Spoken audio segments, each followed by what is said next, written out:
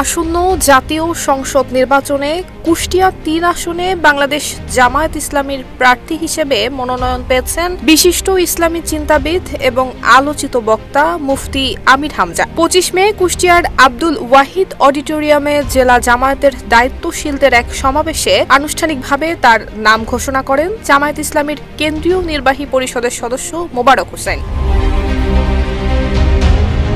প্রার্থী ঘোষণার সময় মোবারক হোসেন বলেন, কুষ্টিয়া ৩ আসনের মধ্য দিয়ে আমরা প্রায় ৩০০ আসনের প্রার্থী ঘোষণা করেছি। তিনি আরো বলেন, সংস্কার এবং বিচার প্রক্রিয়ার অগ্রগতির আগে জামায়াতে ইসলামী কোনো ধরনের নির্বাচন মেনে নেবে না। আমরা ২০১৮ কিংবা ২০২৪ সালের মতো আরেকটি প্রহসনের নির্বাচন দেখতে চাই না। আমাদের প্রধান দাবি নিরপেক্ষ তত্ত্বাবধায়ক সরকারের অধীনে নির্বাচন। শিয়া বাটার ও ভিটামিন ই সমৃদ্ধ Lily glam beauty soap. Lily, always beautiful.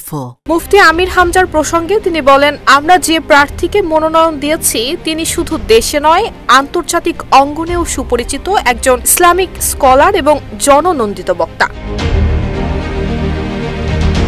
সমাবেশে সভাপতিত্ব করেছেন কুষ্টিয়া জেলা জামায়াতের আমির অধ্যাপক আবুল হাশেম। প্রধান অতিথি ছিলেন মোবারক হোসেন। বিশেষ অতিথি হিসেবে উপস্থিত ছিলেন যশোর কুষ্টিয়া অঞ্চলের টিম সদস্য আলমগীর বিশ্বাস এবং অধ্যাপক খন্দকার একেএম আলী মহসিন। এছাড়াও সমাবেশে উপস্থিত ছিলেন কুষ্টিয়া জেলা জামায়াতের নায়েবে আমির আব্দুল গফুর, কেন্দ্রীয় শুরা সদস্য অধ্যাপক ফরহাদ হোসেন, কুষ্টিয়া শহর জামায়াতের আমির এনামুল হক, ইসলামী ছাত্র শিবিরের শহর সভাপতি সেলিম রেজা, জেলা সভাপতি খাজা আহমেদ সহ স্থানীয় এবং কেন্দ্রীয় নেতৃবৃন্দ।